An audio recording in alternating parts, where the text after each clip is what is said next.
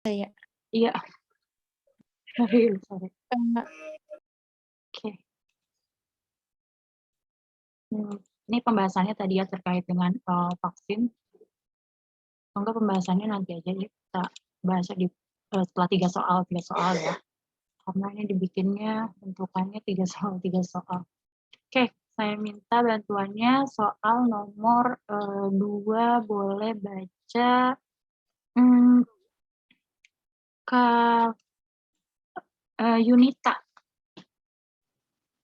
Seorang pasien wanita datang ke rumah sakit dengan keluhan keputihan. Dokter meresepkan obat Flagystatin Ovula, dan pasien baru pertama kali menggunakan obat tersebut. Sebagai apoteker, bagaimanakah informasi penggunaan obat yang tepat disampaikan pada pasien tersebut?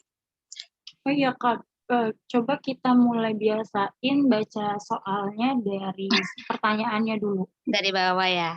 Iya, biar biar teman-teman juga terbiasa nanti ketika ngerjain soal-soal itu udah di luar kepala gitu, oh baca pertanyaannya dulu, ya. Coba Kak Yunita boleh dibaca dari pertanyaannya dulu nggak? Sebagai apoteker, bagaimanakah informasi penggunaan obat yang tepat disampaikan pada pasien tersebut?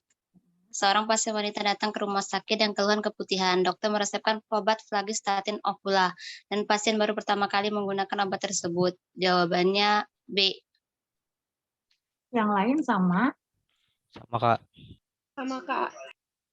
Oke, benar ya, jawabannya yang dimasukkan melalui vagina dengan posisi badan terlentang. Kalau yang A kira-kira itu untuk sediaan obat apa ya? Suppose, Kak. Substitusi, Kak. Terus kalau di bawah lidah? Sublingual. Sublingual, Kak. Oke, udah pada hafal ya. Ini mah termasuk yang biasa teman-teman temuin juga.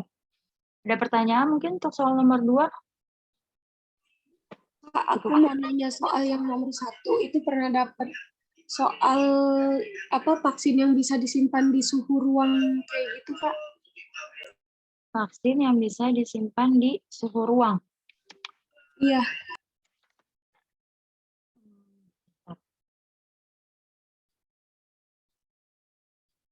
Kalau sejauh ini sih saya belum pernah nemu vaksin yang bisa disimpan di suhu ruang. Mungkin teman-teman punya jawaban punya ini nggak? Kita diskusi bareng aja. Biasanya kalau yang di suhu ruang itu yang di puskesmas desa gitu masih. Waktu itu aku ngeliat PMK-nya kalau nggak salah. Tapi jenis vaksinnya? Aku pernah ini ada bahasan itu ya, dulu jawabannya yang sama pembimbing siapa gitu, aku kan ikut lagi di ini ya, BCG sama TT, tapi yang lebih ini BCG, kalau yang disimpan di suhu ruang. Tapi itu aslinya sebenarnya berdasarkan literatur tetap disimpannya di suhu 2-8 gitu kan. Cuma pada kondisi tertentu aja bisa disimpan di suhu ruang. Atau gimana? Karena kan kalau kayak modelan suppositoria, dia kan seharusnya disimpannya di suhu 2-8, tapi bisa juga tuh disimpan di suhu kamar, ya kan? Tergantung dari basisnya. Nah, kalau vaksin BCG itu yang pernah teman-teman dengar, sama nggak jenisnya atau pengecualiannya kayak suppositoria tadi?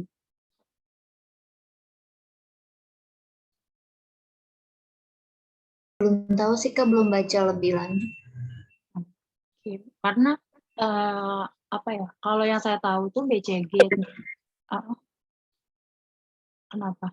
Kalau yang saya tahu sih BCG sama tetanus itu ya disimpannya di suhu 2-8. Cuma nggak tahu sih kalau mungkin teman-teman pernah baca pengecualian kayak modelnya sediaan suppositoria, itu memang bisa tuh kayak sediaan suppositoria yang basisnya dia tidak mudah meleleh atau melebur pada suhu kamar, itu boleh disimpan di suhu kamar. Makanya kalau teman-teman praktek di apotik, kadang banyak tuh sediaan suppos yang nggak harus disimpan di kulkas atau suhu 2-8. Nah, mungkin nanti bisa sama-sama kita cari tahu tuh untuk BCG itu ada pengecualian nggak bisa disimpan di suhu kamar. Gitu ya. Nanti mungkin nanti bisa saling diingetin lagi buat dicari tahu jawabannya. Oke. Soal nomor 2 jelas ya, nggak ada pertanyaan. Oke, kita lanjut ke soal nomor 3. Coba Kak Anissa Asifa Umairoh.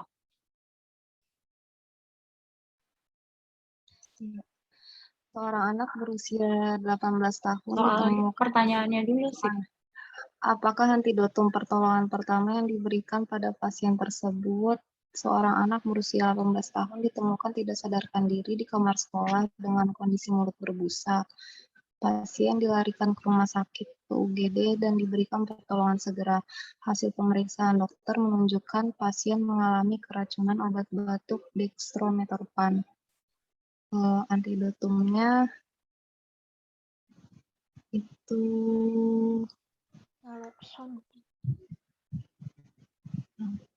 Naloxon bukannya Kak? Ya, betul ya. Jawabannya naloxon. Kenapa tuh? Kira-kira naloxon itu buat antidotumnya siapa sih? Golongan Golongan opioid, Kak. Opioid. Kemudian selain opioid,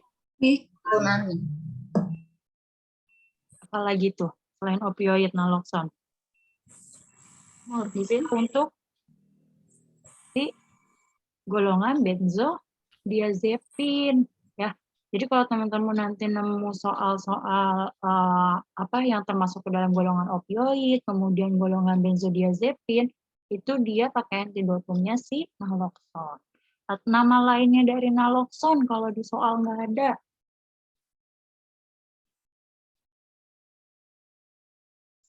Ada yang tahu? Metadon bukan juga. Apa? Metadon bukan ya? Bukan. Pernah dengar Naltrexon bukan Kak? apa? Naltrexon? Iya, betul. Naltrexon. Ya, jadi kalau nanti di soal nggak nemu tuh nggak ada tuh jawaban naloxon, tapi dia keracunan opioid. Nah, teman-teman cari ada nggak yang jawabannya adalah naltrexon. Ya, itu sebenarnya naloxon sama naltrexon itu kalau teman-teman cari dia secara struktural dia masih sama tuh, bedanya adalah yang satu parsial, yang satu subparsial. Itu nanti kalau teman-teman baca lebih kepada kimia medisinal. Ya, tapi nggak mungkin dibahas secara detail atau secara dalam. Ya, nah dextromethorphan itu dia masuk ke dalam golongan opioid ya teman-teman. Nah makanya dia diberikannya antidotumnya adalah si naloxon. Kalau ETA kira-kira untuk antidotum apa ya? Program PB. PB. PB atau apa bahasa lainnya PB? Timbal.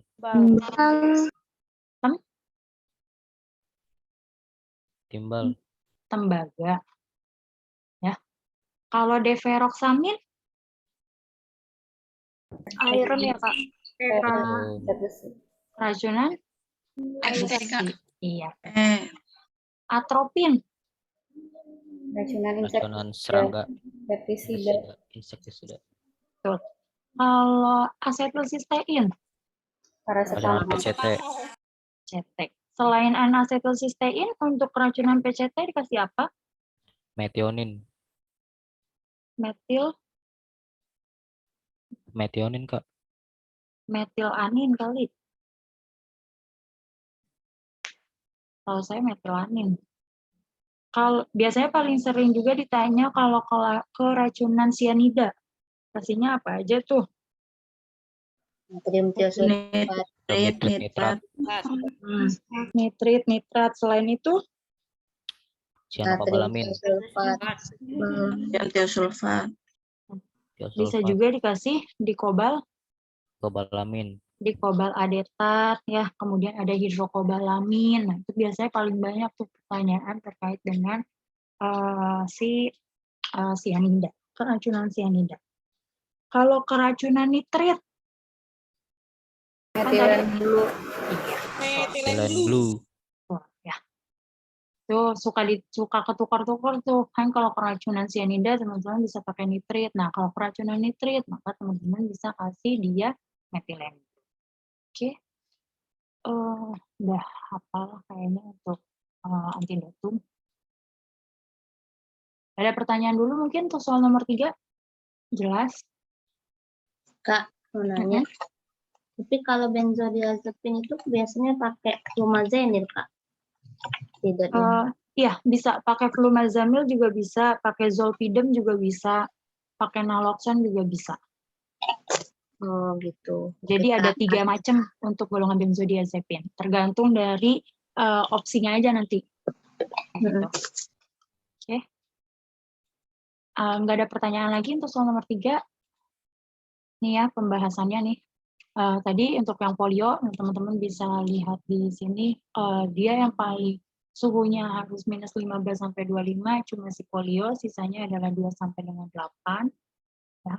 Kemudian apa namanya tadi ovula yaitu digunakannya dengan posisi terlentang ya melalui vagina. Kemudian yang nomor 3 tadi naloxone. Nah, karena dia masuk ke dalam golongan opioid. Si ini bukan dexamethasone ya kunci jawabannya, tapi si dextrometorphan itu masuk ke dalam golongan opioid. Oke. Kak, mau nanya, Kak. Itu yang di tabel 10 penyimpanan vaksin, itu hepatitis B maksudnya bisa disimpan di suhu ruang gitu, Kak? Yang warna pink ini. Atau gimana, Kak?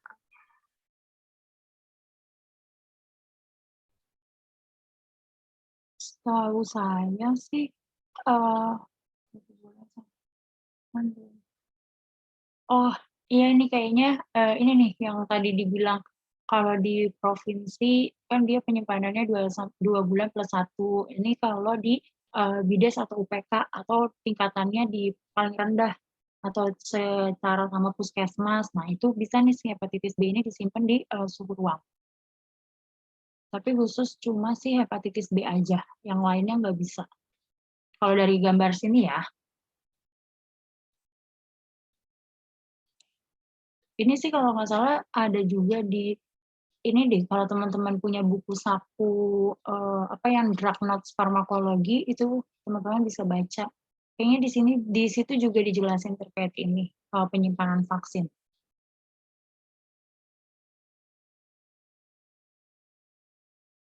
Oke, kita lanjut ya. Soal nomor 4.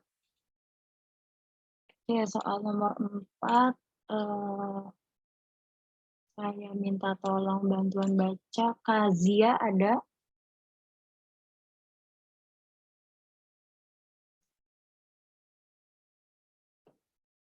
Nggak ada ya Kazia. Oke, Kak Yanti. Ada, oke. Boleh Kak dibaca soal nomor 4. Seorang wanita hamil datang ke apotek ingin beli obat batuk. Pasien mengeluhkan batuk yang disertai dahak sudah 2 hari belakangan ini. Sebagai apoteker, obat batuk yang Anda sarankan ibu hamil. Ibu. Acetylcysteine, Kak. Acetylcysteine ya. Kalau GG sama dextro enggak. Oke, N-acetylcysteine. Yang lain sama jawabannya? Ammonium klorida. Ya, betul. Ya. Kira-kira kalau pasiennya batuk berdahak, ini kan pasiennya bilang batuk disertai dengan dahak. Nah, kalau untuk kasus dewasa yang diduluin mukolitik atau ekspektoran? Ekspektoran, Kak. Yakin ekspektoran? Mukolitik, Kak. Mukolitik, Kak. Iya.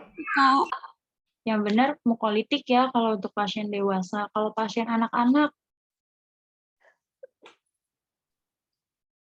kira-kira yang mana? Mukolitik dulu atau ekspektoran dulu? Ekspektoran, Kak. Iya, betul, ekspektoran. Kenapa sih kok buat dewasa malah mukolitik, buat anak-anak malah ekspektoran? Kira-kira kenapa? Anak-anak susah Kak ngeluarin dahaknya. Iya, benar. Ya, kalau si mukolitik kan dia tugasnya cuma mengencerkan dahak. Nah, kalau ekspektoran kan dia membantu pengeluarannya, mendorong pengeluaran dahaknya. Nah, kalau orang dewasa itu kan biasanya pengeluaran dahaknya lebih mudah ya, karena mereka sudah paham tuh cara mengeluarkan dahaknya. Tapi kalau anak-anak itu belum ngerti, makanya biasanya dibantu pengeluaran dahaknya dengan menggunakan obat ekspektoran. Nah, sebenarnya di sini ada 2 nih teman-teman yang kategori kehamilannya bisa diberikan buat ibu hamil. Yaitu pertama asetilsistein, satu lagi kira-kira apa? Amonium klorida. Klorida, Iya, Kak. betul, amonium klorid. Nah, sekarang tinggal dilihat sama teman-teman berdasarkan tadi tuh.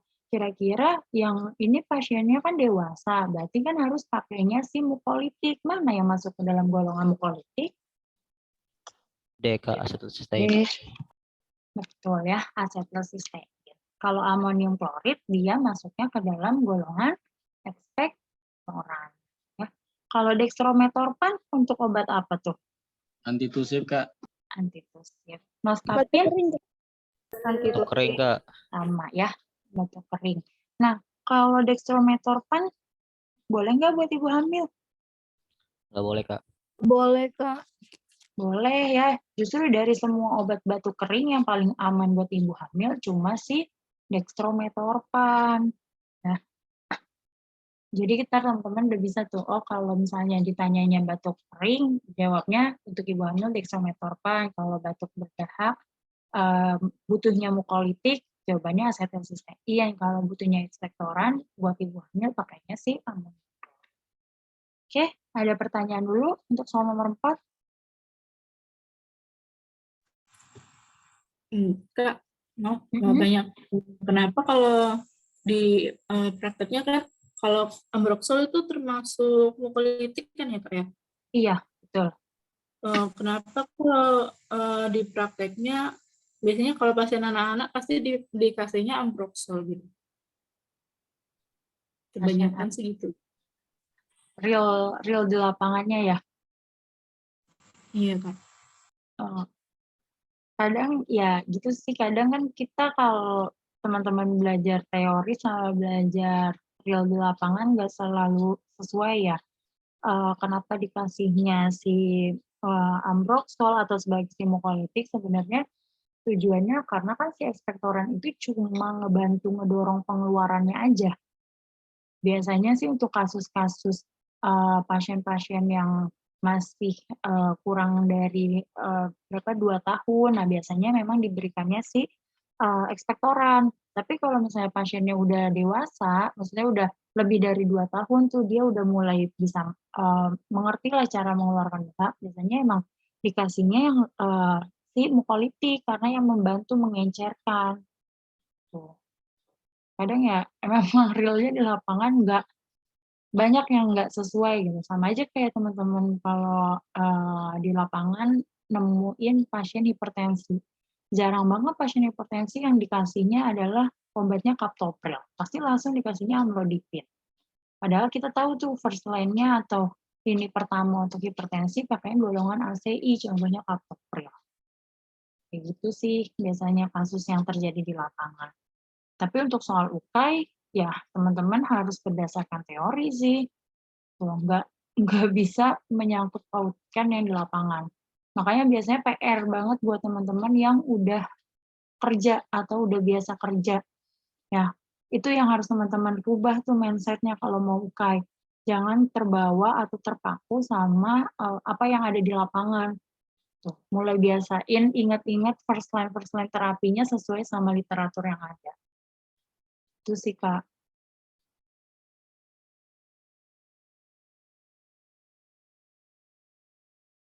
Itu ya, Kak. Gimana? Atau masih punya unek-unek? Makasih, Kak. Oke, ada pertanyaan lagi untuk soal nomor 4? Cukup jelas ya? Oke, kalau nggak ada, kita simpan dulu. Kita lanjut ke soal nomor 5. Kak Safira Nisa ada?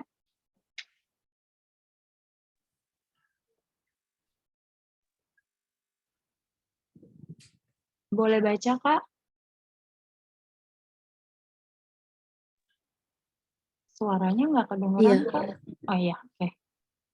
Seorang wanita berusia 28 tahun dilarikan ke rumah sakit dikarenakan sudah waktunya untuk melahirkan.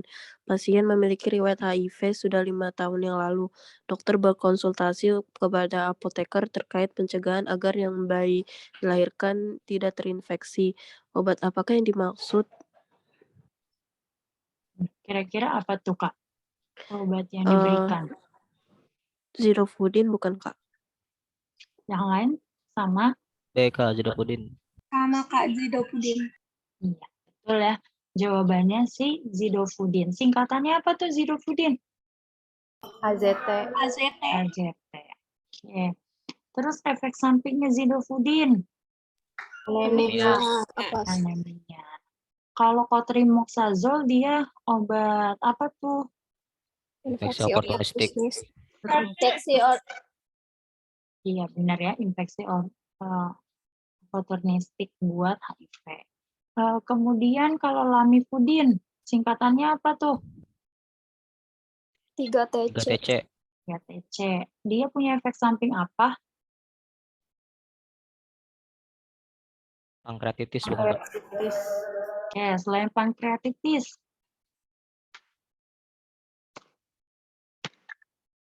Menekan SSP bukan, Kak? Bukan. Wow. Sakit kepala, Kak. Sakit kepala, bukan sakit kepala. Yang lebih Stress tepat metabolik lagi, bukan? insomnia, ya, masuknya ke si lamivudin. Sebenarnya insomnia tuh ada dua, bisa ke lamivudin sama bisa ke efavirenz, ya. Nah, efavirenz itu nanti kaitannya sama tadi gangguan SSP. Kalau stafudin singkatannya apa? D4T. Efek sampingnya? Neuropati seriter. Ada hafal nih kayaknya untuk efek samping. Kalau cotrimoxazole golongan apa ya antibiotiknya? Paba. Menghambat asam urat. Kalau amoxicillin? Dinding sel. Tuh, dia masuknya ke mana? Golongan? Penicillin, beta-lactam. Oke. Kita lanjut soal nomor 6. Coba saya minta tolong Kayanti Permatasari. Permatasari ya? Permatasari.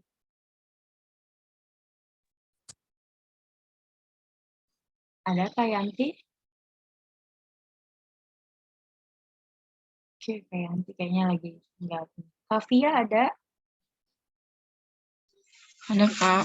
Oke, boleh Kak. Nomor 6. Sebagai apoteker, golongan terapi apakah yang sesuai untuk mengatasi kondisi tersebut? Seorang wanita memiliki riwayat penyakit kardiovaskuler dan saat ini mengalami sesak. Dilakukan pemeriksaan dan didapatkan bahwa terjadi penumpukan cairan pada paru-paru. Jawabannya loop diuretik.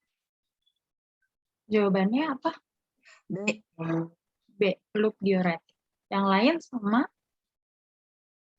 Sama, Kak. Sama, Kak. Betul ya, jawabannya loop diuretik. Contohnya apa tuh golongan loop diuretik? Furosemid. Efek sampingnya apa furosemid? Hipokalemia dan hiperurisemia. Tapi yang paling sering itu, yang paling persentasenya gede apa? Hipokalemia. Tuh, hipokalemia. Ya. Kenapa kok pakainya diuretik kuat? Kenapa nggak pakai diuretik yang lain? Kira-kira untuk kasus ini? Karena dia Karena udah numpuk, udah banyak cairannya di paru-paru. komorbid juga. Iya. Cairan parunya banyak. Benar ya, karena Edema, Kak, edema. Iya, betul. Edemanya udah banyak di paru-paru, maka harus segera ya. Nah, obat diuretik yang bisa kerjanya paling cepat itu adalah si diuretik loop atau diuretik kuat. Kalau diuretik hemat kalium, contohnya apa? Spironolakton. Efek sampingnya? Ginekomastia. Apa tuh ginekomastia? Pembesaran payudara pada payudara pada pria. Terus apalagi selain ginekomastia efek disfungsi ereksi? Hiperurisemia. Ya, betul. Disfungsi ereksi, kemudian hiperurisemia. Yang lebih tepat lagi apa tuh? Hiperkalemia. Hiperkalemia. Betul ya, hiperkalemia. Terus kalau diuretik osmotik, contohnya apa? Manitol. Kalau golongan tiazid atau diuretik tiazid? ACT. Indapamin. Nah, efek sampingnya?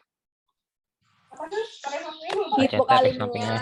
Hipokalemia, Hiperurisemia, hiperglikemia. Disfungsi ereksi. Yang paling khas banget dari semua hiper itu yang mana? Hiperurisemia. Urisemia, Kak. Jadi dari semua diuretik yang punya hiperurisemia paling tinggi itu si tiazid, teman-teman, ya. Walaupun si furosemid sama spironolakton punya, tapi presentasinya lebih tinggi si tiazid. Oke. Kalau beta blocker, contohnya apa aja tuh? Ada dua, selektif sama non-selektif. Yang selektif yang apa tuh contohnya? Bisoprolol, Manbabe, Bama, ya. Kalau yang non-selektif? PCNTLS. Kalau non-selektif boleh nggak dikasih ke pasien asma? Boleh. Dia KI. Ya, boleh. Kayaknya udah siap nih teman-teman mau UKAI. Udah hafal soalnya. Nih ya, ini pembahasannya tadi. Ini kalau yang terbaru yang saya baca ammonium klorid dia masuknya ke kategorinya B. Dia bisa diberikan untuk ibu hamil. Dextromethorphan kategorinya memang C, tapi yang paling aman untuk batuk kering adalah si dextro. Terus ini tadi zidofudin ya teman-teman, penjelasannya di sini bisa diberikan kepada ibu yang akan melahirkan dan juga bisa diberikan kepada anak yang baru lahir. Nah, untuk anak yang baru lahirnya itu diberikan adalah paling lambat 6 jam setelah kelahirannya. Terus tadi ini diuretiknya pakai furosemid ya. Indikasinya nih ada keterangannya bisa untuk udem karena penyakit jantung, hati, dan ginjal. Ya, ini bisa dibaca sama teman-teman. Oke, ada pertanyaan dulu untuk soal nomor 4, 5, dan 6?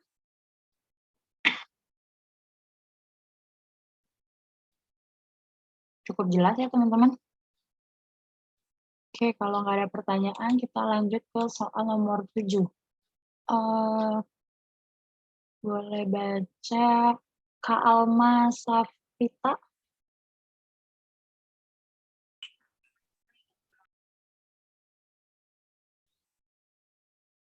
Ada Kak Alma?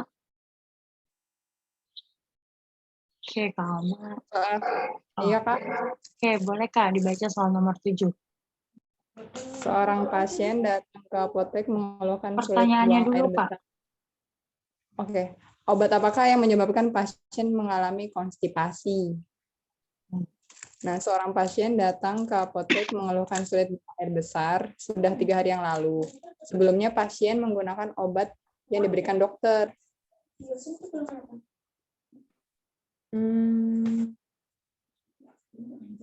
Kira-kira apa Kak? Obat yang menyebabkan konstipasi. Hiosin bukan Kak? Kak, D. Ya, benar ya. Jawabannya hiosin. Hiosin itu golongan apa sih? Antispasmodik.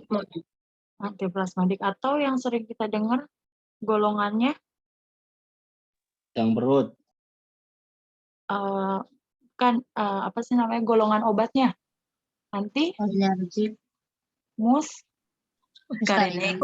Muskarinik ya. Nah, dia punya efek samping yang menyebabkan adalah konstipasi. Oke.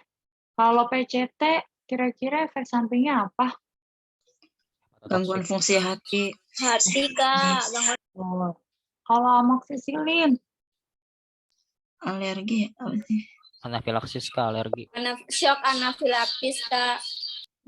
Selain shock anafilaksis, yang namanya keren banget. Stephen Johnson. Sindrom Stephen Johnson. Kalau Sena, obat buat apa tuh? Konstipasi. Dahar. Boleh nggak dikasih untuk ibu hamil? Nggak boleh ya. Nggak boleh dikasih. Oke. Nomor 7 udah. Kita lanjut soal nomor 8. Soal nomor 8, coba bantuan baca Katri Sri Yulianti.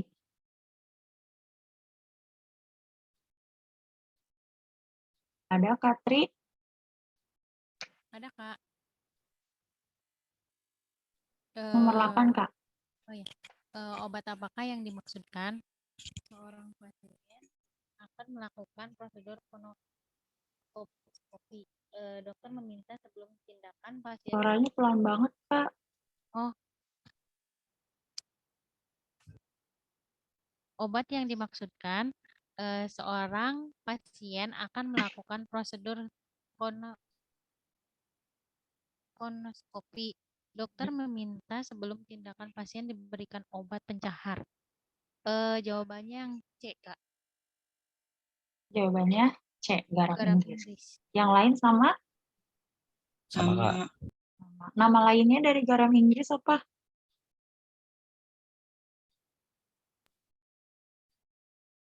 Magnesium. Magnesium sulfat ya, Kak. Iya, tuh, magnesium sulfat. Nah, kalau untuk tindakan operasi, mau itu kolonoskopi ataupun tindakan pembedahan lainnya, nah obat yang diberikan itu adalah garam Inggris atau magnesium sulfat itu bisa diberikan sebagai profilaksis ya sebelum operasi. Kenapa tuh kira-kira apa sih mekanisme kerjanya dia kok bisa digunakan sebelum operasi? Yang tahu nggak?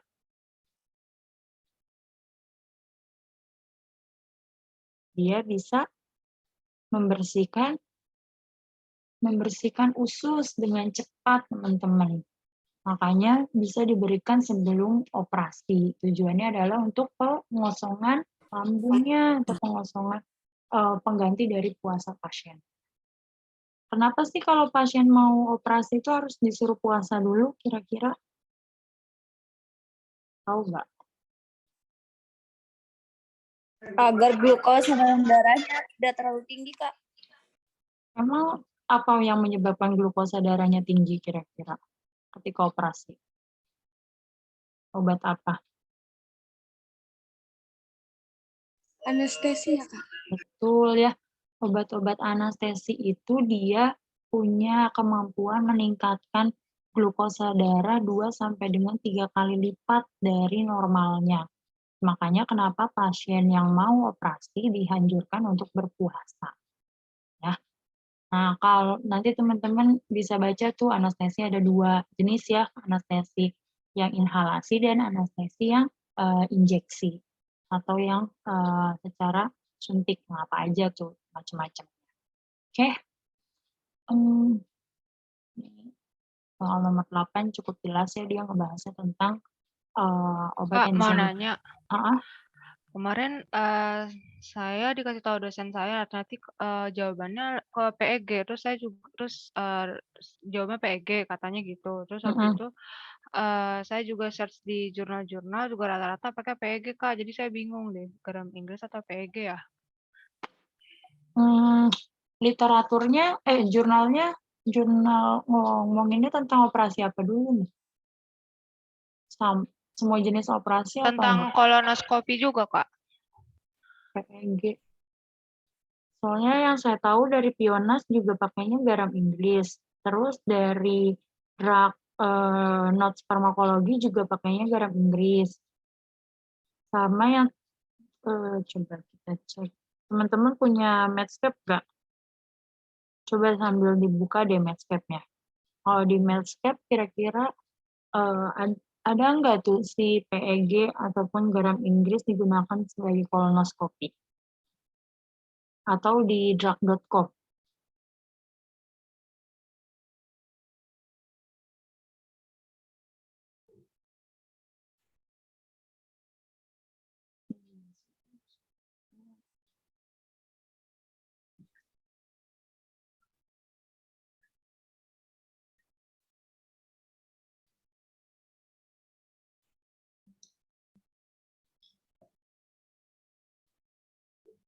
Oh, pencahar.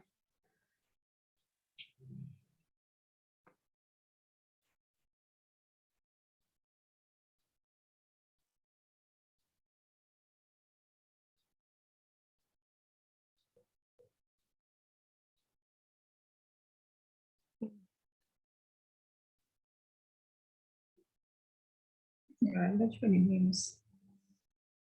Nah, saya nggak nemu malah yang PEG-nya.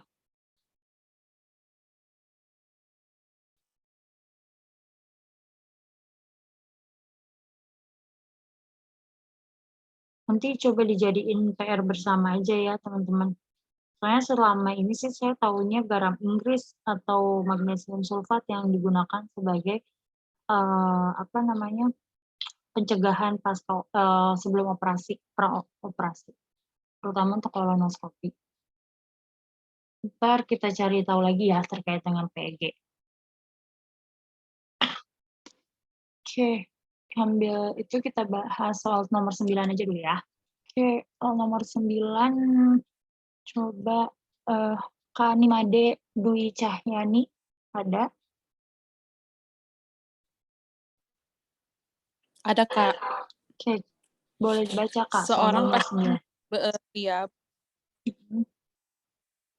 Seorang pasien pria berusia 70 tahun rutin menggunakan obat natrium diklofenak untuk mengatasi nyeri kronik yang dialaminya. Akhir-akhir ini pasien mengeluhkan perut terasa perih dan BAB berwarna gelap.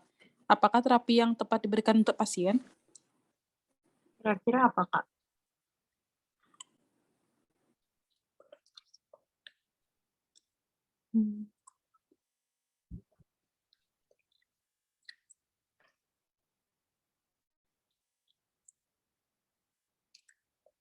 Famotidin ya, Kak?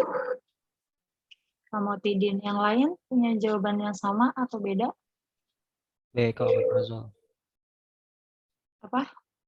Omeprazol. Ada lagi yang punya jawaban lain? Sukralfat, Kak. Oke, coba kita lihat ya. Sebenarnya ini saya soal nomor 9 ini rada kurang setuju sih sama kunci jawabannya. Nah, kalau di kunci jawabannya dia jawabnya omeprazol.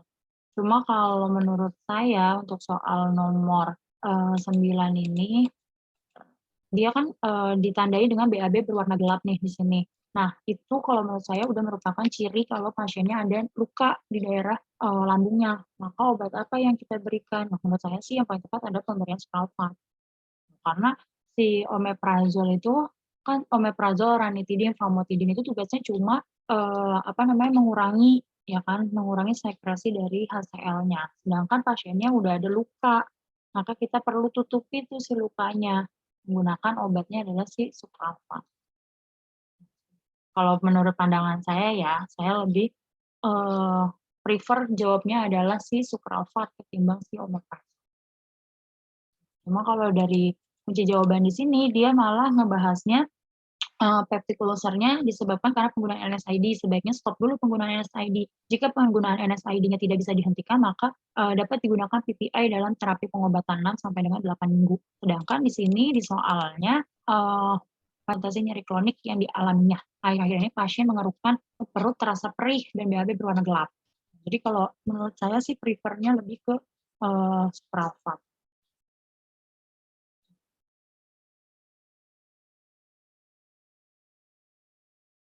Oke, ada pertanyaan dulu mungkin untuk soal nomor 7, 8, dan 9.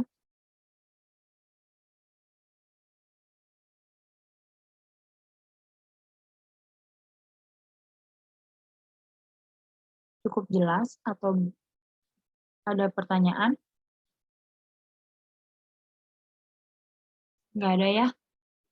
Oke, kalau nggak ada kita lanjut soal nomor 10. Soal nomor 10 boleh minta bantuannya Kak Veronica.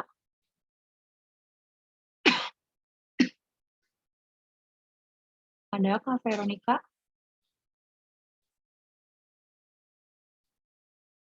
Oke, kalau nggak ada Kak Tiopani.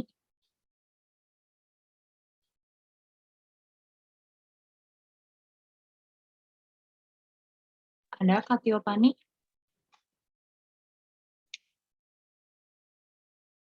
Oke, nggak ada juga nih Kak Tiopani.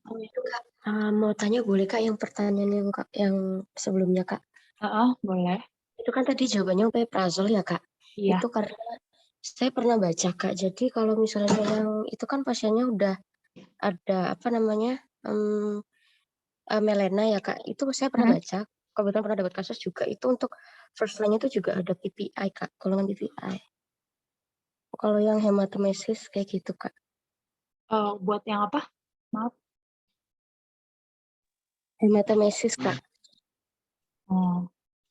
Oke. Sebenarnya sih kalau menurut saya sih kalau buat perut terasa perihnya bisa pakai omeprazole. Cuma yang jadi concern utama saya sih di BAB berwarna gelapnya ini. Sebenarnya kalau BAB berwarna gelap itu kan udah nunjukin tandanya ada luka atau peradangan di area lambungnya. Nah, kalau saya sih lebih prefernya ke si itu tadi supralfatnya tuh. Cuma nggak jadi masalah sih, maksudnya kan kita bisa berbeda pendapat ya.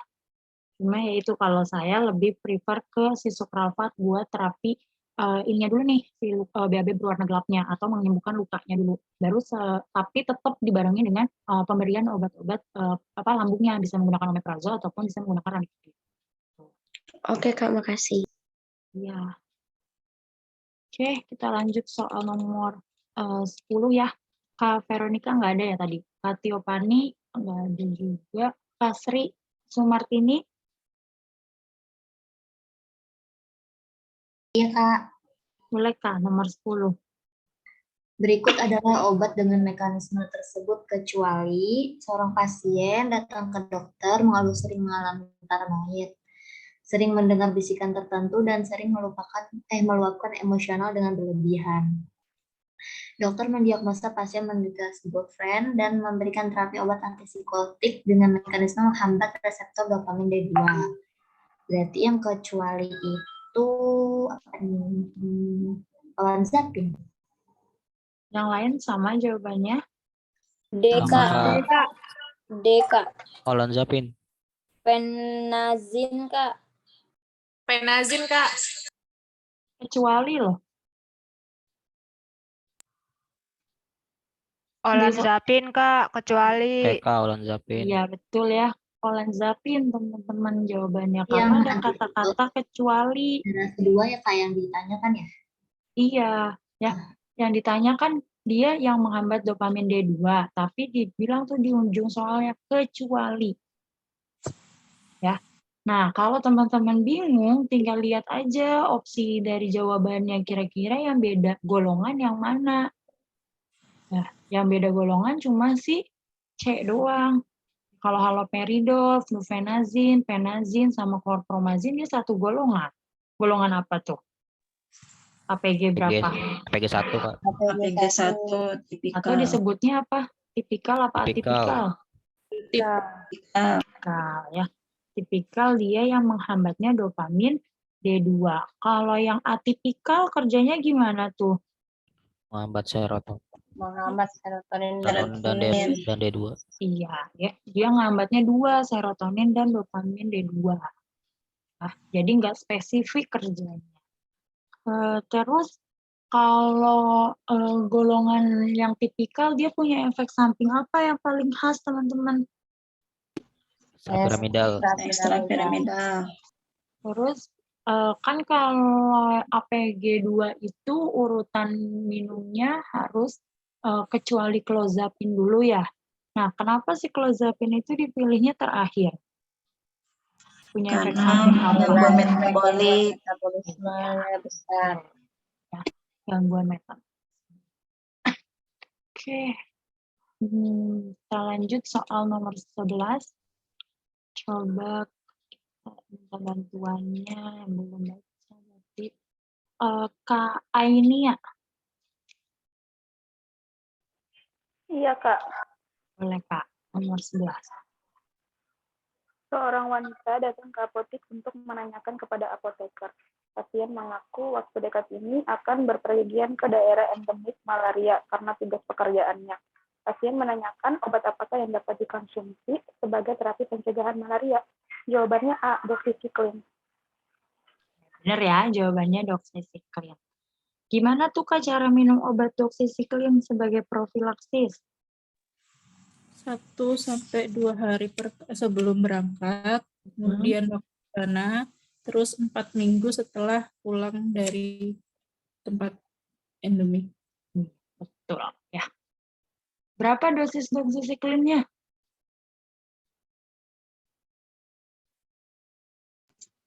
Sebagai profilaksis. 400 atau 200? Ya, berapa? 100 miligram bukan sih, Kak? 100, Kak.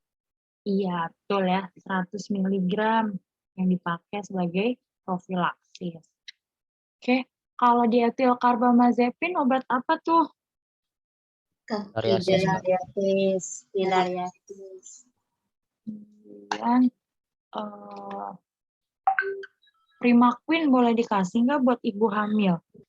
Nggak boleh. Nggak boleh. Nggak boleh, Kenapa? Kak. Apa kaitannya sama ibu hamil kira-kira? Efek Efek sampingnya? sampingnya Anemia. Anemia ya. Defisit C6 PD. Aplastik. Benar ya, dia nyebabin anemia, makanya nggak boleh dikasih buat ibu hamil. Nggak jelek ini nih. Nope. Minjem ini lah. Oke. Kita lanjut dulu soal nomor 12. Coba Sampai nggak? Kiri. Kasri. Ini sama ya namanya Sri S. Sama nggak sama Kasri Sumartini tadi? Berbeda? Sama, Kak. Oh, soalnya ada 2 akun nih. Kak Silmi Kafa. Nomor 12 ya, Kak? Iya. Obat apakah yang dokter tersebut berikan? Seorang pria datang ke dokter untuk kontrol rutin. Pasien tersebut didiagnosa oleh dokter menderita HIV dengan CD4 190. Dokter meresepkan obat untuk mencegah terjadinya infeksi oportunistik pada pasien. Apa tuh, Kak, HIV kira-kira?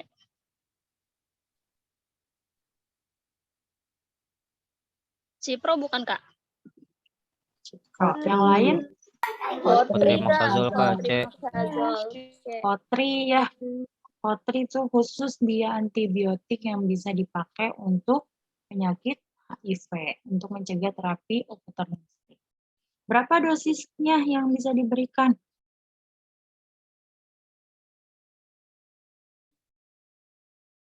Ada yang tahu nggak? 960 bukan, Kak? Berapa? 480 apa 960? Kurang tepat. Ayo. 2 kali lipatnya. Dari 480. 960. Ya, betul ya. 960 pemakaiannya berapa kali sehari? Sekali sehari, Kak. Betul ya. 1 kali 1 dengan dosis 960 mg. Ya, itu ada di Permenkes, teman-teman. Tentang penata laksanaan HIV. Pembahasannya nih kita bisa lihat. Tadi ya. Nah, Cotrimoxazolnya diberikan dengan dosis 1 kali sehari sebanyak 960 mg. Oke, ada pertanyaan dulu nomor 10, 11, dan 12.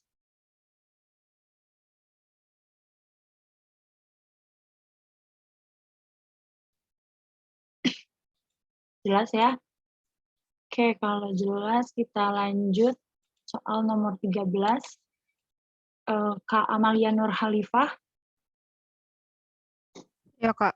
Dokter menanyakan kepada apoteker obat apa yang diberikan pada pasien tersebut. Wanita 25 tahun datang ke dokter keluhan kondisi mudah capek, lesu, sering tremor, kedinginan meskipun dalam suasana panas. Pasien sedang hamil, usia kandungan 9 minggu, kemudian pasien didiagnosa menderita gangguan hipertiroid.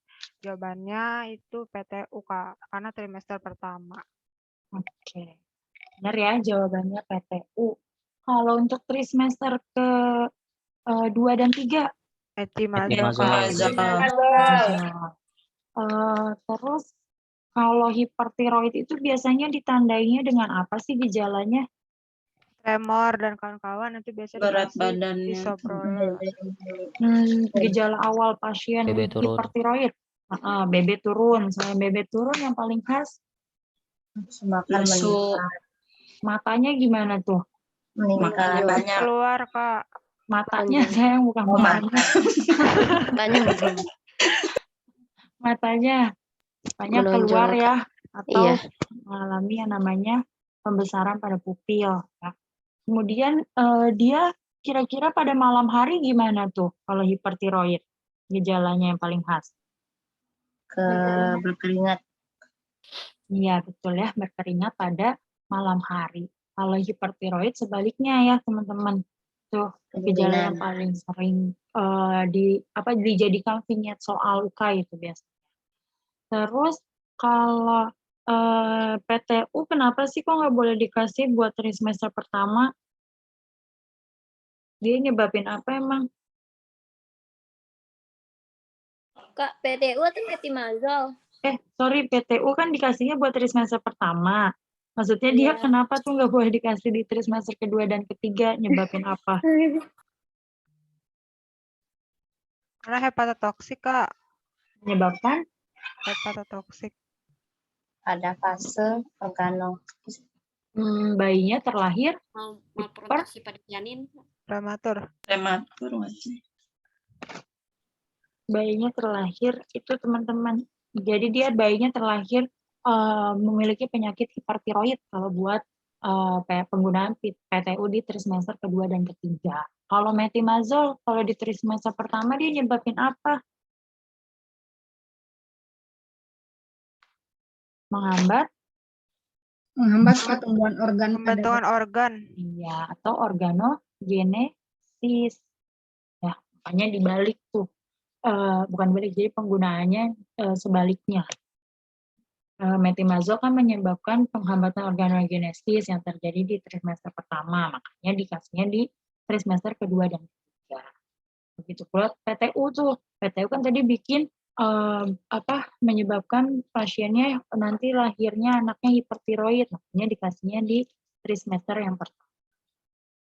Tuh. Kalau ini obat yang diberikan untuk tremor, gejala tremor pada hipertiroid apa tuh? Propanolol, Kak. Terus kalau ada tanda-tanda inflamasi, dikasihnya apa obat tambahannya? Kortikosteroid. Iya, betul, kortikosteroid. Contohnya apa kortikosteroidnya?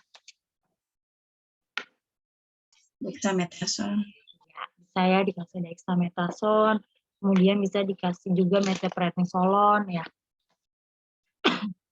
Kalau hipotiroid, obatnya apa tuh? Levotiroxin. Levotiroxin sama? Liotiranin. Iya, liotiranin. Yang mana tuh yang T4? Levo atau Lio? Levo nggak, Kak? Levo, Kak. Levo yang T4. Kalau Lio dia T3. Oke. Terus kalau kalium iodida dia digunakannya untuk apa? Atau pada hipertiroid kayak gimana? Sindrom Graves dan satu lagi selain sindrom Graves apa tuh? Goiter. Ya, jadi kalau ada soalnya bilang pasiennya sindrom Graves atau goiter, teman-teman langsung jawabnya adalah si kalium iodida. Oke. Nah, lanjut soal nomor 14. Boleh baca Kak Rosma.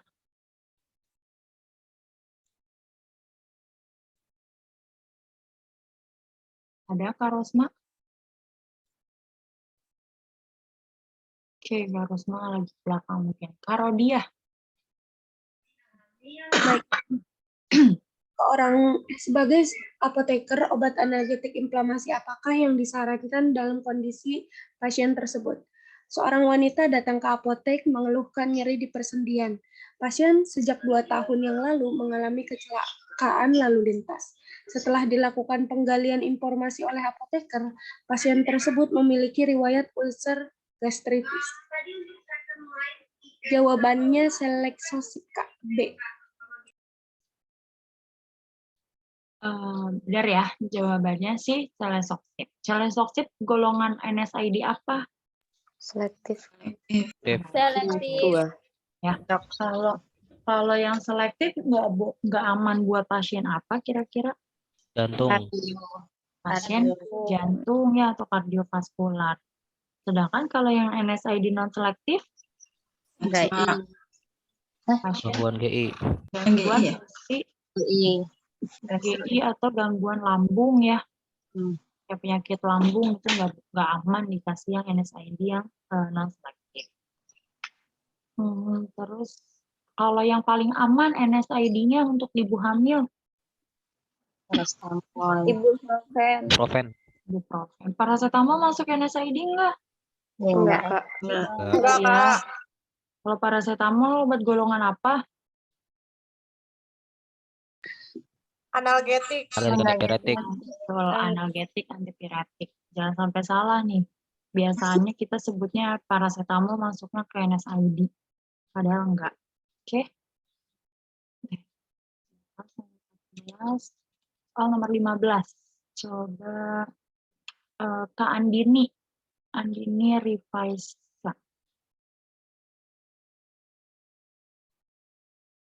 Ada Kak Andini? Oke, nggak ada. Kak Angga.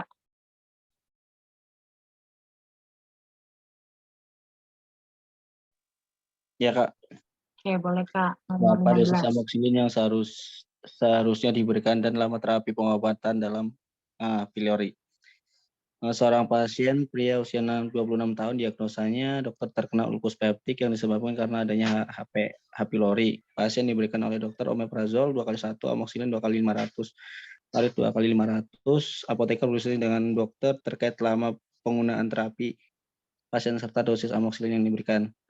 Itu yang B ya, Kak? B, yang lain sama B. 2x1000. Yang D berarti dodol. Yang lain? Bebek atau dodol? Yang benar jawabannya adalah yang D ya, teman-teman. Yang dodol jawabannya 2x1000 selama 14 hari. Oke. Normalnya berapa sih biasanya amoxicillin yang biasa dipakai di pasaran? 3x500 mg. Betul ya, 3x500. Nah, kalau untuk kasus H. pylori pakainya adalah 2x1000 atau 2x1 gram. Nah, oke. Kan ini pakainya omeprazol, amoxicillin, sama clarithromycin. Kira-kira ini dia untuk kasusnya tata laksana yang keberapa ya? 1, 2, 3, 4? 1. Kalau yang kedua? Pakai metronidazol. Metro ganti amok. Metro diganti amok. Terus klaritronya? Tetap. Yakin tetap tipe yang kategori keduanya, tata laksana keduanya? Tetra plus bismut. Tetra ya, Kak. Diganti sama tetrasiklin ya. Terus penambahan apa? Bismut. Yang ketiga?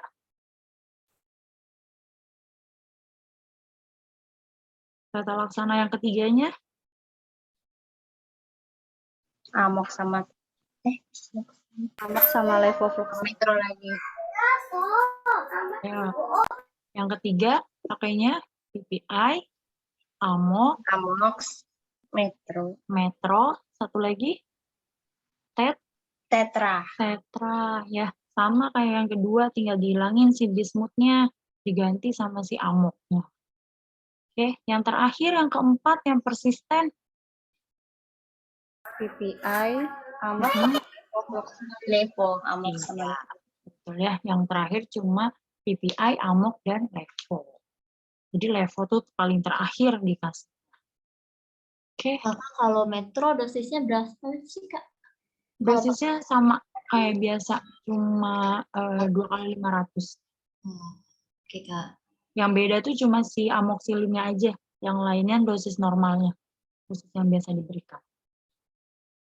Makanya biasanya suka jadi pertanyaan itu justru si amoknya, karena dia yang paling beda. Oke. Yang ketiga itu apa, Kak? PPI, amoxicillin, sama tetra ya? PPI, amoxicillin, metro, dan tetra. Yang ketiga. Metro. Oke, kita lihat pembahasannya ya, nomor dapat 13, 14, dan 15. Ya, nih dibilang PTU dia diberikan pada trimester pertama. Nah, karena dia bisa menyebabkan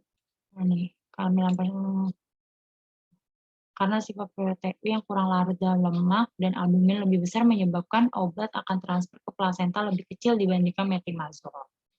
Nah, itu berdasarkan literaturnya di Pirko. Nah, yang nomor 14 tadi pakainya selesoxib. Kenapa? Karena selesoxib masuknya ke yang golongan selektif ya. Nah, dia justru bekerjanya tanpa memblok pelapisan mukosa lambung. Nah, tapi dia nggak aman buat pasien yang punya penyakit jantung. Oke. Terus nomor 15 nih tadi dibilang ya pakainya 2 kali 1000 mg selama 14 hari. Nah, nih literaturnya ada 4 Zoom dan juga ada di. Oke. Ada pertanyaan dulu nomor 13, 14, dan 15.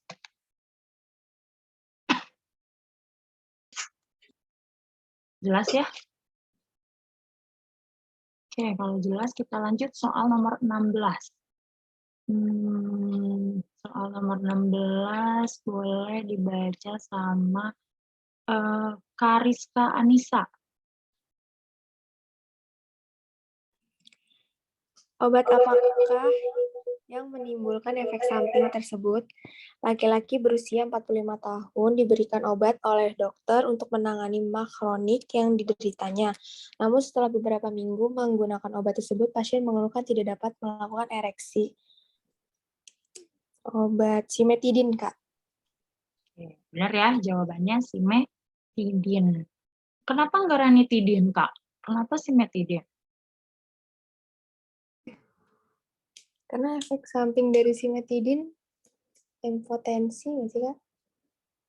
Sebenarnya ranitidin juga punya kemampuan menyebabkan disfungsi ereksi ya atau impoten. Tapi persentasenya kalau teman-teman cek di Medscape ataupun di drug.com, persentasenya lebih tinggi sih simetidin dan juga famotidin. Makanya nanti kalau teman-teman nemu soal nih terkait dengan ginekomastia, kemudian disfungsi ereksi, nah lihat opsi jawabannya. Ada nggak nih kalau misalnya ada simetidin, ada famotidin, teman-teman jawab si simetidin ataupun famotidin. Tapi kalau nggak ada, ya teman-teman jawab ranitidin. Ya, biasanya tuh suka jadi pertimbangan tuh. Oh nggak ada nih simetidin, nggak ada famotidin, ternyata ada ranitidin, teman-teman nggak jawab sih. Oke, kalau si antacid efek sampingnya apa? Yang mana yang nyebabin konstipasi, yang mana yang nyebabin diare? AL diare. AL konstipasi. Konstipasi, MG diare. Benar ya, AL konstipasi, MG diare. Hapalinnya salah satu aja teman-teman. Jangan dihafalin dua-duanya, nanti ketukar. Terus antacid kalau digunakan bersama obat lain gimana cara minumnya? Diberi jeda berapa lama? 2 jam, Kak. 2 jam setelah obat lain. Kalau di opsinya nggak ada 2 jam, adanya cuma 1 jam, boleh nggak kita jawab 1 jam? Boleh. Boleh ya. Pokoknya cari jawaban yang paling lama. Nah, kalau di opsi jawabannya ada 2 jam, ya teman-teman jawab 2 jam. Kalau di opsinya paling lama 1 jam, maka jawab yang 1 jam. Emang dia menghambat di fase apa sih? Interaksinya? Absorpsi. Ya, absorpsi siapa? Antasidnya apa? Absorpsi obat lainnya? Absorpsi obat lain. Ya, absorpsi obat. Oke. Itu yang biasa sering tanya. Next, soal nomor 17. Kak Astrid Giovanni ada? Ada, Kak. Boleh, Kak. Nomor 17. Obat apa yang tepat diberikan untuk pasien tersebut? Seorang wanita datang ke apotek membeli obat untuk ibunya yang sedang sakit. Gejala yang dirasakan nyeri hebat dan sulit untuk berjalan. Setelah digali informasi, ternyata hasilnya pasien mengalami kadar asam urat yang tinggi sebesar 9,5. Obat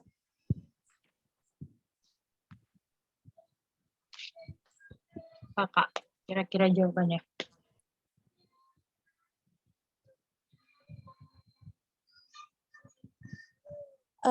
allopurinol ya.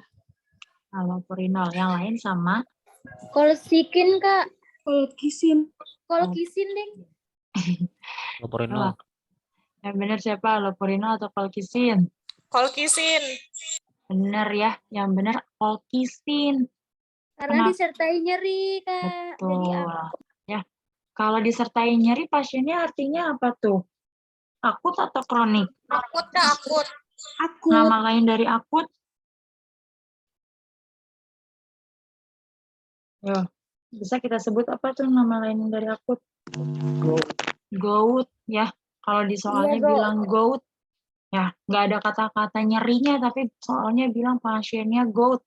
Maka teman-teman carinya adalah obat yang menghilangkan rasa nyerinya dulu, ya. Nah kan kalau di sini di soalnya jelas nih pasiennya bilang nyeri hebat. Walaupun ada kadar asam uratnya tinggi, tetap teman-teman harus hilangkan dulu rasa nyerinya. Baru terakhir adalah dengan penurunan kadar asam urat. Oke, kalau kolkisin ternyata pasiennya punya penyakit gagal ginjal. Boleh nggak dikasih kolkisin? Nggak boleh, Kak. Nggak boleh, Kak. Gantinya apa? NSAID. NSAID. Iya, apa NSAID-nya? Ibuprofen. Berarti ibuprofen. Indometasin, Kak. Betul, indometasin. Selain indometasin yang boleh dipakai buat menghilangkan nyeri, kasusnya apa namanya? Pasien gout. Piroxicam. Piroxicam ya. Yang paling ini piroxicam. Ya, jadi buat menghilangkan nyerinya ada 3 macam teman-teman. Kolkisin, indometasin, sama piroxicam. Tinggal kita lihat kasusnya pasiennya seperti apa. Ya. Oke, terus kalau obat yang untuk menurunkan kadar asam urat yang boleh buat ibu hamil. Probenesid. Terus nama obat lain temennya allopurinol yang satu golongan. Febuxostat. Ya harus tahu tuh. Soalnya di UKAI atas kakak kelas saya itu keluar. Yang keluar bukan allopurinol, tapi si febuxostat. Kalau sulfinpirazon satu golongannya sama siapa? Probenesid. Oke. Lanjut soal nomor 18. Nomor 18. Karifki, nomor 18. Obat konstipasi apakah yang dikasihkan untuk pasien? Seorang laki-laki berusia 45 tahun datang ke dokter dengan keluhan susah buang air besar selama 4 hari terakhir. Pasien memiliki riwayat DM tipe 2. Cek, Kak. Yang lain sama jawabannya. Obat DM yang nggak boleh. Obat konstipasi yang nggak boleh untuk pasien DM. Sama. Benar ya, jawabannya laktulosa. Kenapa laktulosa nggak boleh? Ya, laktulosa mengandung apa? Mengandung gula, Kak. Iya, Glukosa. mengandung gula ya, yang bisa meningkatkan kadar glukosa darah. Oke. Ini sebenarnya lebih ke soal logika. Ini kunci jawabannya ya, tadi kolkisin sama laktulosa. Ada pertanyaan soal nomor 16, 17, 18?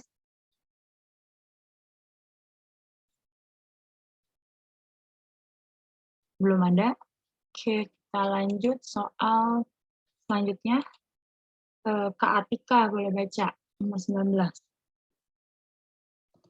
Sebagai seorang apoteker, manakah yang Anda rekomendasikan seorang pasien dilarikan ke rumah sakit dengan keluhan kepala sering terasa sakit, lemas, dan mata berkunang-kunang setelah dilakukan uji lab, hasil lab menunjukkan kadar Hb 8 dengan kadar besinya normal. Nilai kreatinin dan uremnya sangat jelek dari normal. Pasien didiagnosa gagal ginjal.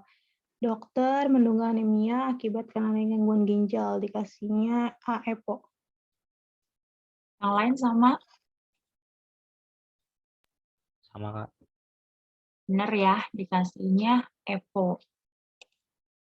Kalau pasiennya gagal ginjal tapi Hb-nya kurang dari 7, kira-kira dikasihnya apa? Transfusi darah, Kak. Transfusi darah sih, Kak. Kalau asam folat itu untuk anemia apa? Megaloblastik makrositik, Kak. Megaloblastik atau nama lainnya Makrositik. makrositik atau nama lainnya lagi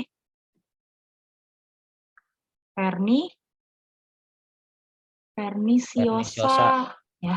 Biasanya tuh suka ngejebak tuh soal-soal UKAI ya. Pokoknya kalau anemia megaloblastik, terus anemia makrositik, pernisiosa, jawabannya adalah si asam folat. Selain asam folat, vitamin B12. vitamin B12. Kalau yang defisiensi ferrosulfat, anemia apa? Mikrositik. Anemia makro dan mikrositik itu ditentukannya berdasarkan nilai apa? MCV. MCV. Berapa nilai MCV normal? 80 sampai 97. Iya, ya. Kalau makro berarti di mana tuh? Yang nilainya di atas atau di bawah? Di atas. Kalau mikro berarti yang di bawah. Ya. Terus kalau anemia aplastik, kasihnya apa? B12. Yakin anemia aplastik kasihnya B12. Transfusi darah ya kalau anemia aplastik. Ya karena dia udah kerusakan sumsum tulang teman-teman biasanya. Jadi nggak bisa dikasih penambahan obat-obatan lain. Ya. Kak, itu kalau yang transfusi darah ditandai dengan Hb-nya kurang dari 6 ya? Kurang dari 7. Oh, kurang dari 7. Iya. Kasih, Kak. Ya, kalau yang eritropoietin itu buat yang Hb-nya 8 sampai dengan 11. Ya, karena normalnya Hb berapa sih? Ada yang tahu nggak? 12. 12 sampai berapa? 14. 13. Ini normal. Sebenarnya Hb ada 2, buat pria sama buat wanita. Iya benar, buat pria sama buat wanita. Kalau yang pria 12 sampai dengan 12 sampai dengan 16, sedangkan buat yang wanitanya 12,5 sampai dengan 16,5.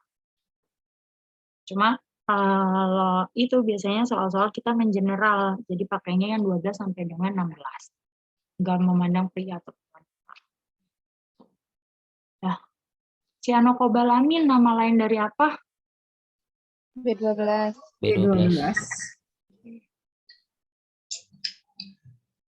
EPO itu apa sih teman-teman nama lainnya? Eritropoietin. Alfa ya EPO tuh. Dia diproduksinya di mana teman-teman EPO? Di ginjal. Di ginjal enggak, Kak? Makanya kalau kadar ginjalnya tadi Hb-nya udah kecil, nggak bisa kita berikan EPO. Kita harus transfusi darah. Oke. Soal nomor 20. Tadi sampai Kak Andin ya. Kak Anggana Al-Hasbi. Anggada ya. Kak Anggada Al-Hasbi ada.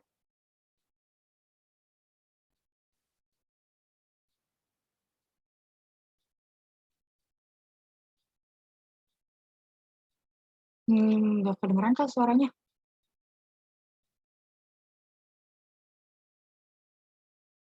Oke, mungkin lagi ganggu. Mungkin ada gangguan kali ya. Kak Bastian.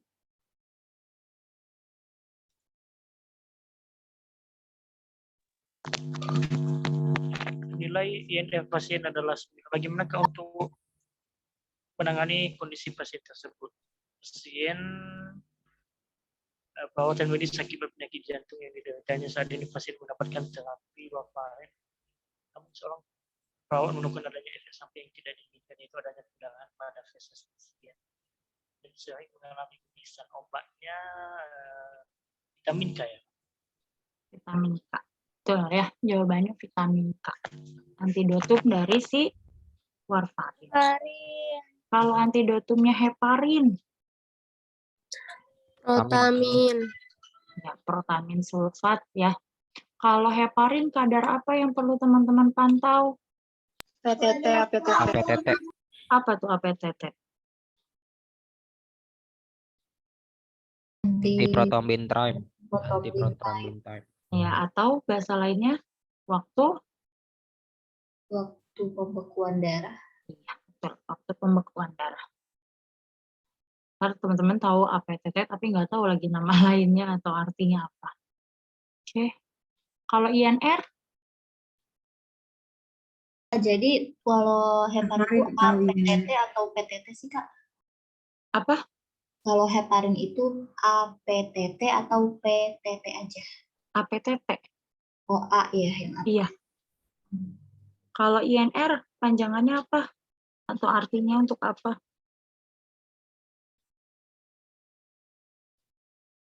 Ya, ada yang tahu nggak INR panjangannya apa? Internal normalized ratio. Iya. Buat lihat apa? Sama, pembekuan darahnya juga. Iya. Itu waktu pembekuan darah, tapi lebih ke protombinnya ya. Itu untuk nomor 20. Oke. Nomor 21.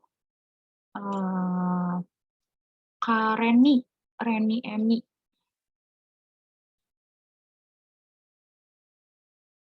Ada Kak Reni?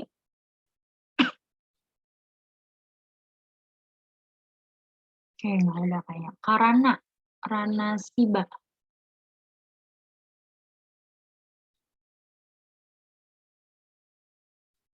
Oke, nggak ada juga nih Kak Rana. Kak Nyimas?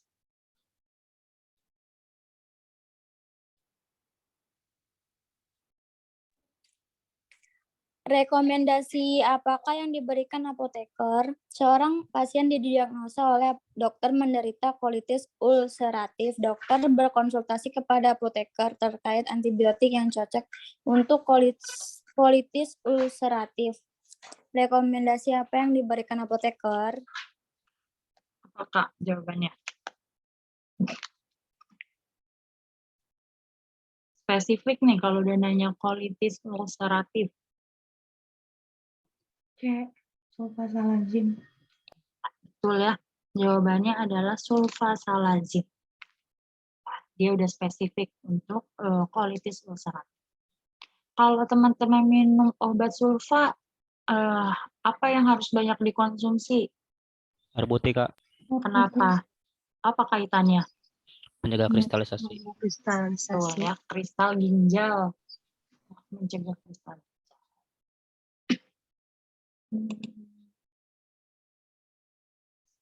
Kalian kali. Chloramphenicol, dia efek sampingnya apa tuh teman-teman? Baby syndrome. Anemia plastik. Kalau dewasa Anemia plastik.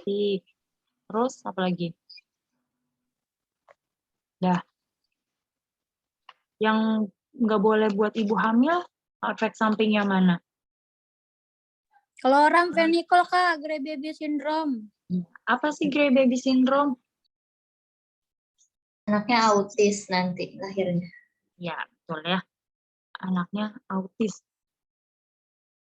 Kalau tetrasiklin, efek sampingnya apa? Coklat, pada gigi. Ya, gigi berwarna kuning. Boleh nggak dikasih buat anak-anak? Nggak boleh Kak. Nggak boleh kalau kurang dari 4. Kalau chloramphenicol, ini chloramphenicol, saya bacanya tadi cotrimoxazole. Kalau kotri, efek sampingnya? Tahu nggak? Efek samping cotrimoxazole?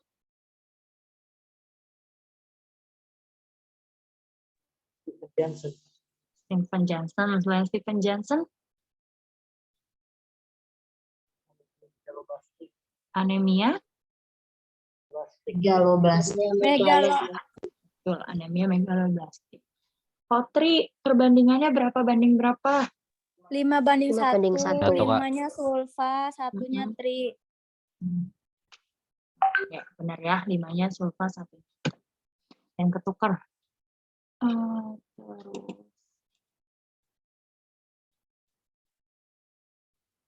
Ada pertanyaan dulu mungkin? Soal 19, 20, 21.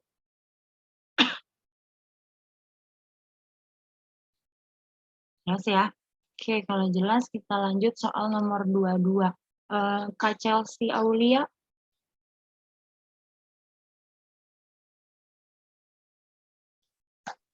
Ya, Kak. Soal nomor 22. Hal ini dapat terjadi karena seorang pasien 30 tahun menderita epilepsi tonik-klonik. Sebelumnya diterapi dengan karbamazepin 2 kali sehari 200 mg. Berhasil mengatasi kekambuhannya, namun akhir-akhir ini epilepsi pasien kambuh.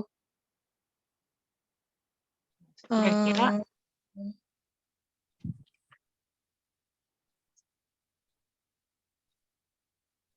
Toleransi, D Kak. enggak, B. Kak? Jadi efek toleransi. Iya, betul ya, efek toleransi. Kalau Karena dia efek kambuh. kalau efek induksi itu kira-kira soalnya bakal gimana, teman-teman? Interaksi obat, Kak. Induksi. Jadinya kalau induksi biasanya malah ini ya, dia benar tuh menyebabkan interaksi. Kalau ini adisi, apa tuh kalau adisi?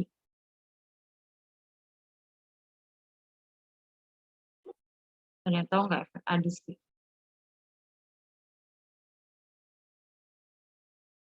Atau Adisi itu meningkatkan efek dari obat lain, Mas. ya, betul. Adisi efek obat lainnya yang meningkat. Kalau inhibisi,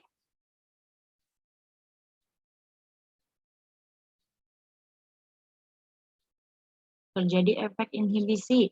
Ayo.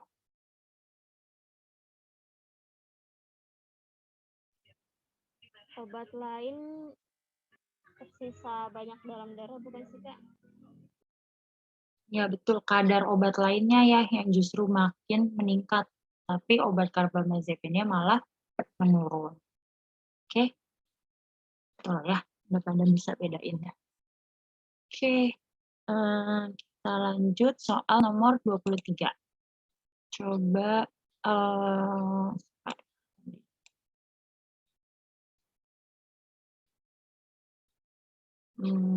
Kak Nurul Azizah.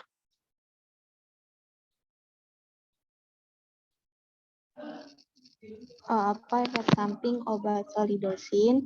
Seorang pasien 30 tahun didiagnosa mengalami Behring prostatik hiperplasia. Oleh dokter diberikan obat solidosin.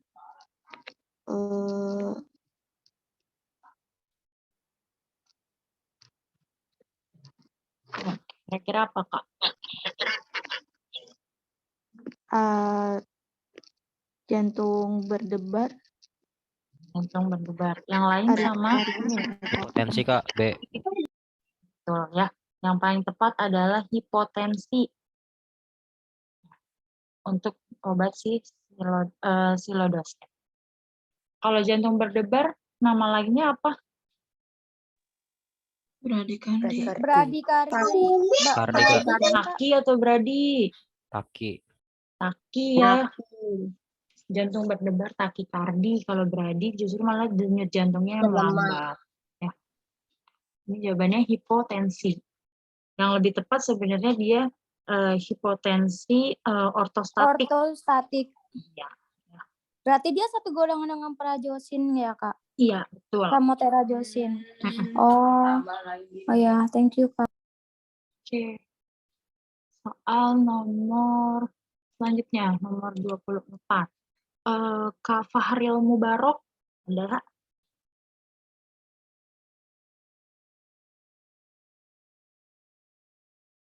nggak ada. Oke, Kak Fihriah. Fikriyah Zaki. Iya, Kak. Nomor 24, Bagaimana Kak. mekanisme kerja gentamisin? Seorang pasien 30 tahun didiagnosa menderita penyakit community acquired pneumonia oleh dokter diresepkan gentamisin. Bagaimana mekanisme kerja gentamisin? Itu yang menghambat enzim menghambat sintesa protein 30S. Oke, gentamisin. Sama nggak yang lain 30S atau 50S? 30S, Kak. Benar ya, yang 30S. Dia golongan apa sih gentamisin? Aminoglikosida. Efek samping yang paling khas apa aja tuh dari aminoglikosida? Nefrotoksik, Gangguan ototoksik, pembakaran. Satu lagi? Ada 3 paling khas dari aminoglikosida. vertigo, Satu lagi neurotoksik ya. Nefro, neuro, oto. Terus kalau yang menghambat sintesa DNA apa aja tuh? DNA itu polimiskin. DNA. fluorokinolon, Ya, quinolon ya, fluoroquinolon. Nah, atau cipro ya obatnya. Terus kalau yang mRNA Rifampicin. Kalau asam folat sulfa, sulfa, contohnya kotri. 30S selain aminoglikosida, Tetrasiklin. sama satu lagi Streptomycin. Nitrofurantoin. Terus kalau yang 50S makrolida, makrolida, terus clindamycin, fenikol. CA, beta laktam, selain beta laktam satu lagi Makrolida. betul ya. Yang paling sebenarnya kalau CAP yang paling utama beta laktam, makrolida sama tetrasiklin. Tapi bisa juga pakai golongan aminoglikosida. Oke. CAP. Ini penjelasannya ya. Jadi nih, silodosin dia efek sampingnya gangguan ereksi, hipotensi ortostatik, sakit kepala, diare, dan insomnia. Ini berdasarkan Medscape. Kemudian tadi yang terakhir nih, ya, tuh. Jadi udah kita sebutin satu-satu golongannya. Ada pertanyaan dulu mungkin sampai soal nomor 24? Belum ada ya, cukup jelas. Oke, kita lanjut ke soal nomor 25. Boleh minta bantuan baca Kak Nurhaliza.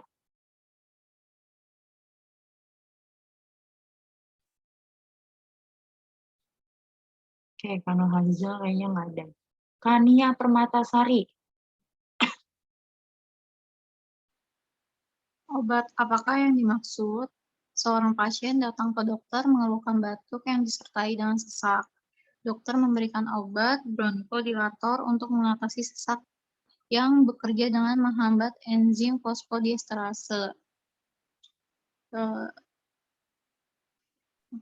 Kira-kira apa tuh, Kak?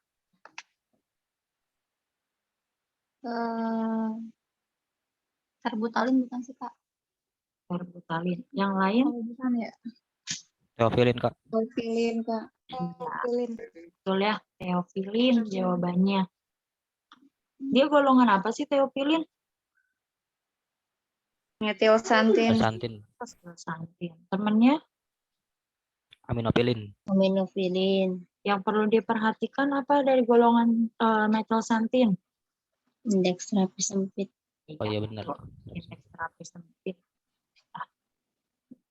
Nih, dia menghambat enzim fosfodiesterase, nanti supaya ada di pembahasannya ya. Jadi dia apa tuh namanya, enzim fosfodiesterase itu terjadi melalui enzim intraseluler yang mengaktifkan yang namanya CAMP. Makanya dihambatnya sama si apa tadi teofilin. Kalau salbutamol obat golongan apa? Laba. Laba. Kalau yang labanya contohnya? Salbutamol, Salbutamol. Terbutalin temannya siapa? Sama Saba. Saba. Dia off labelnya untuk apa ya? Kontraksi uterus. Mencegah kontraksi uterus. Kalau ipatropium? Kolinergik. Kolinergik apa tuh? Sama atau lama? Sama. Efek sampingnya apa untuk antikolinergik? Mulut kering. Kalau Zafir Lukas golongan? Leukotriene. Leukotriene. Efek sampingnya? Hepatotoksik. Hepatotoksik. Yang paling khas adalah peningkatan kadar SGLT-SGPT ya, menyebabkan hepatotoksik. Oke. Terus kita lanjut soal nomor 26. Nomor 26 kagenesis.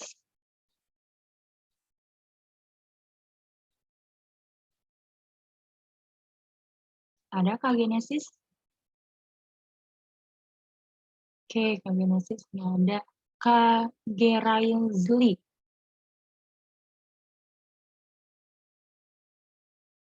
Nggak ada juga. Oke, kaintan.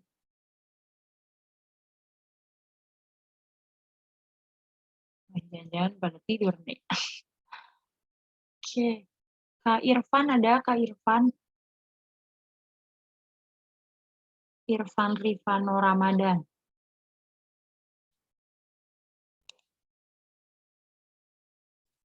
Oke.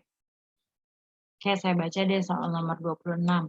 Contoh obat apa yang termasuk ke antiinflamasi golongan steroid? Seorang pasien datang ke dokter mengeluhkan bagian tangannya merah, terasa panas dan gatal. Dokter memberikan obat antiinflamasi golongan steroid. Kira-kira apa jawabannya? Triamcinolon, Kak. Triamcinolon. Betul ya, jawabannya adalah si triamcinolon.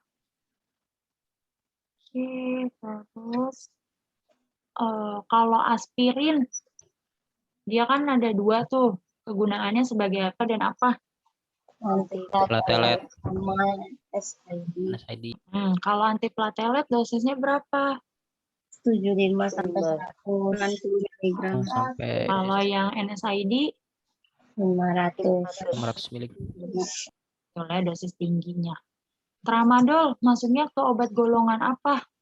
Obat bebas, bebas terbatas. OOT, Kak.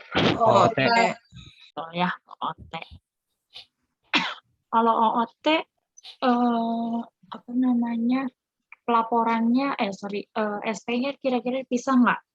Bisa. Bisa ya. Berapa rangkap? 3. Kalau narkotik? 4 ya. Yang beda cuma narkotik. Oke. Nomor 27. Minta bantuannya. Kak Nadia Putri.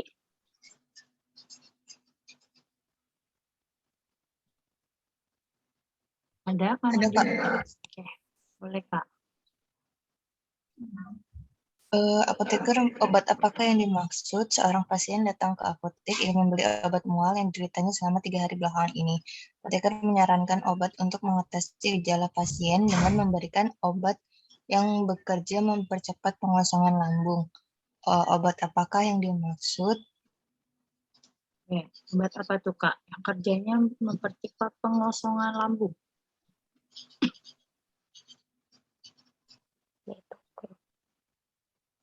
Yang C, Kak.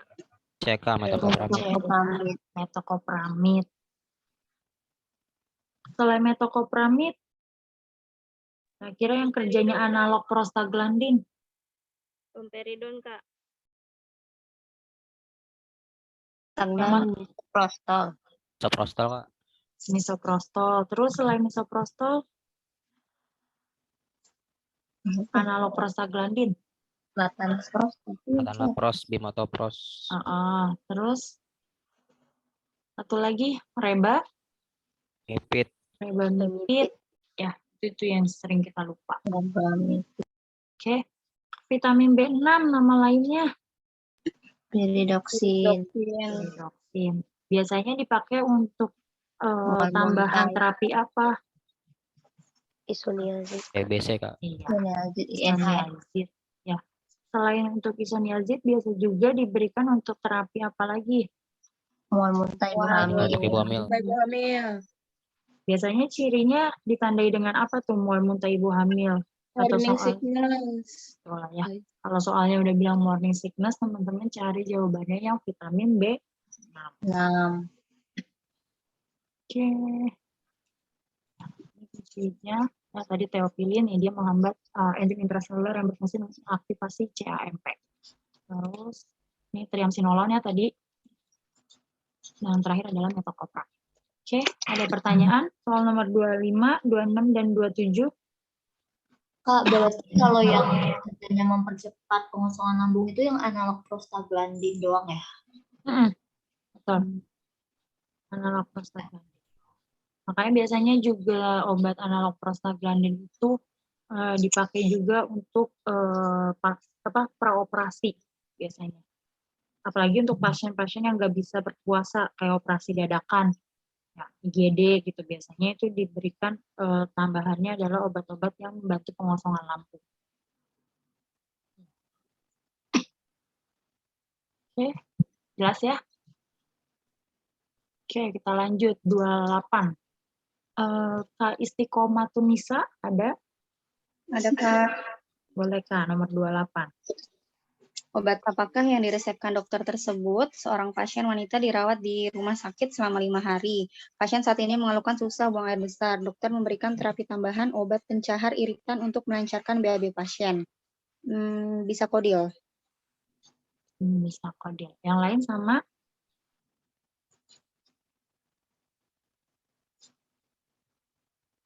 Sama, Kak. Benar ya, jawabannya bisa kodil. Bisa kodil tuh golongan apa ya? Stimulan. Golongan stimulan. Stimulan. Ya. Nah, kalau golongan stimulan kerjanya ngapain? Meningkatkan Peristaltik khusus. peristaltik khusus. Lawannya kalau obat diare yang menghambat peristaltik khusus, contohnya apa obatnya? Loperamid. Enak yang kalau tanggal 14, kalau tanggal 16 kayak gue yang ribet nih. Terus biasanya bisa kodil yang suka jadi pertanyaan itu adalah penggunaan oral sama suponya. Kapan kita pakai yang oral? Mau foto yang itu dong, Lin. Oral malam. Yang apa sih? Kalau supo pagi. Ya tadi yang fotokopian itu. Yang oralnya malam ya. Yang tadi sempat dengar. Yang suponya justru kita pakainya apa? Di hari. Terus ya. Dalam Inggris tadi udah dibahas. Nomor 29. Coba.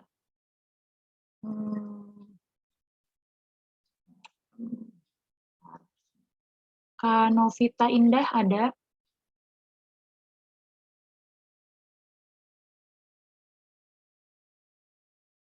Oke. Kak Melisa?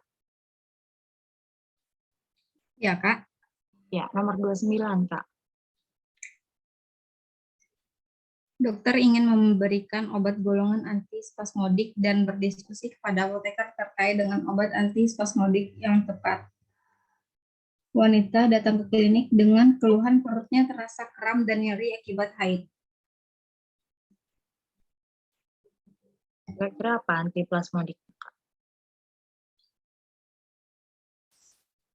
Fenotiazin. Hiosin. Kak. Atau hiosin. Ya, tadi kan ada tuh di soal sebelumnya. Antiplasmodik atau disebut juga dengan anti hiosin. Anti apa tadi? Muskarinik ya. Contohnya adalah hiosin. Terus kalau morfin nih dikasihnya untuk skala nyeri berapa teman-teman? Bisa sampai 10. Atau skala nyeri berat. Ya. Kalau digoxin Obat apa tuh digoxin? Obat jantung. Kardiotonik. Iya, betul. Ya. Biasanya kalau penggunaan digoxin apa yang perlu diwaspadai juga? Indeks Terapi sempit. Indeks terapinya sempit. Oke. Next, soal nomor 30. Kak Jiwandono Subekti, ada? Ada, Kak. Ya, nomor 30, Kak. Manakah obat yang mempunyai durasi panjang sehingga berpotensi menyebabkan hipoglikemik jika diberikan pada pasien lansia? Seorang pasien berusia 70 tahun di rumah sakit kontrol rutin gula darah menggunakan ADO sudah 3 tahun belakang ini. Dokter mengganti terapi ADO yang tidak menimbulkan potensi hipoglikemik.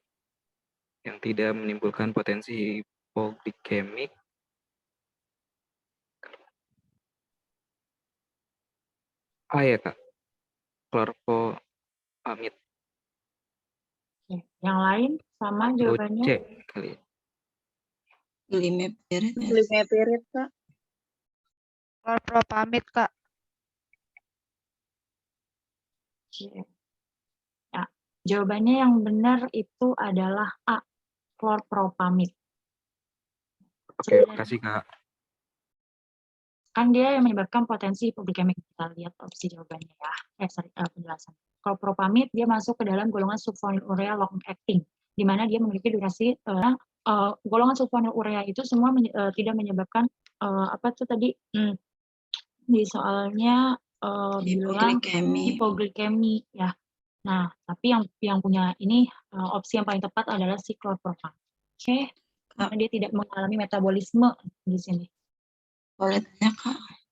Kenapa? Boleh nanya, kalau saya pernah baca ada soal itu jawabannya glibenclamid ya?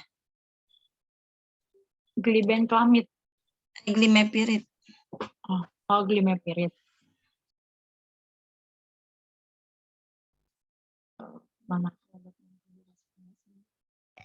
Tapi setahu waktu itu yang pernah saya baca, kalau klorpamid kan dia generasi pertama, makanya dia punya durasi kerjanya tuh panjang. Makanya untuk sekarang sih udah nggak pernah dipakai lagi, karena resiko hipoglikemiknya lebih tinggi dibandingkan generasi kedua, seperti glimepirid, glipizid, terus glibenclamid gitu, Kak.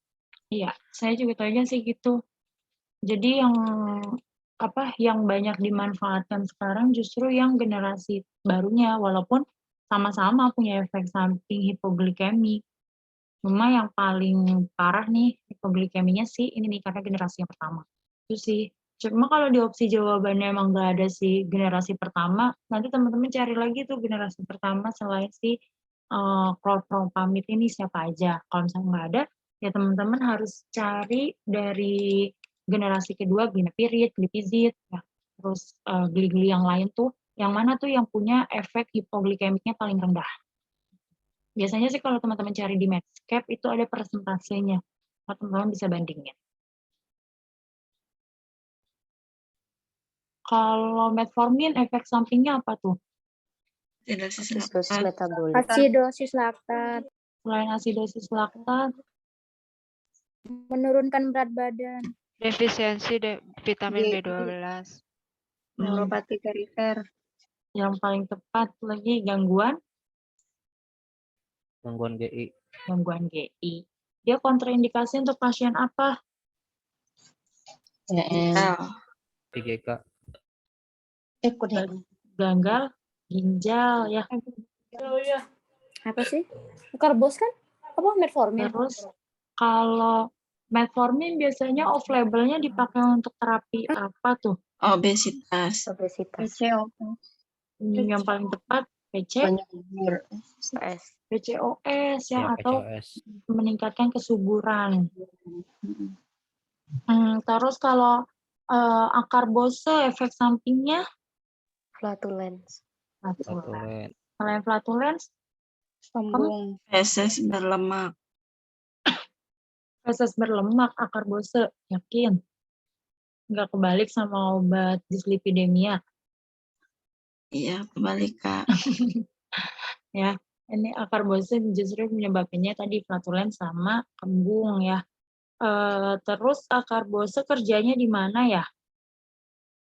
Glicosidase. Alfa glicosidase. Menghambat ya. Menghambat enzim alfa glukosidase. Dia diminumnya kapan tuh? Pada suapan pertama. Bersama dengan makan. Kalau nggak ada Satu. kata-kata saat suapan pertama, kira-kira kata lainnya apa? Bersamaan Saat makan. Saat makan ya. Kalau metformin, Sebelum cara makan. minumnya?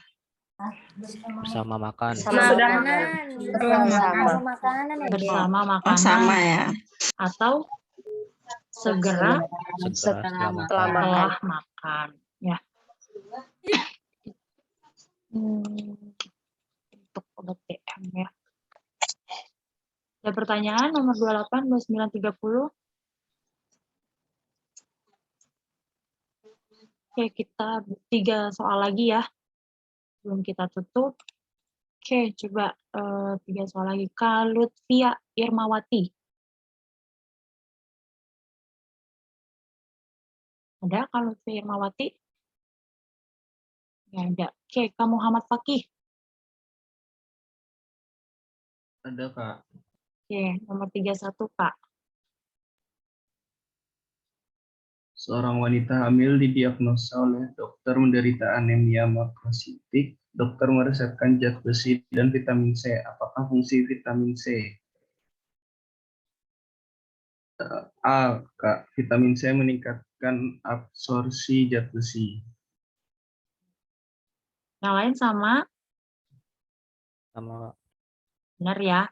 Jadi vitamin C dia meningkatkan absorpsi dari zat besi. Selain absorpsi zat besi, apalagi itu kira-kira yang ditingkatkan sama vitamin C? Absorpsinya. Ketika penggunaan bersama obat yang mengandung ayo, yang tahu nggak? Mengandung logam. Sama obat-obat yang mengandung logam, vitamin C. Ya, justru dia baik tuh penggunaannya. Biasanya supaya juga. Terus soal nomor 32. Kamareta ada? Ya, Kak. Oke. Sebagai apoteker, informasi apa yang harus disampaikan untuk meningkatkan efek terapi? Seorang pasien datang ke dokter spesialis kulit dan kelamin dengan keluhan ketombe rambut yang sangat parah. Dokter meresepkan Crisofulvin.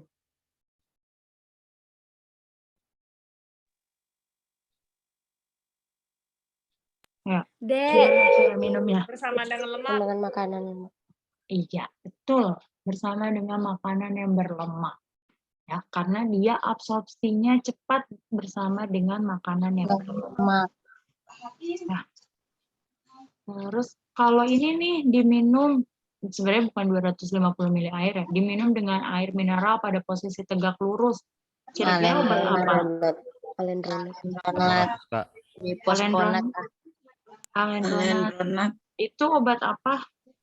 Osteoporosis.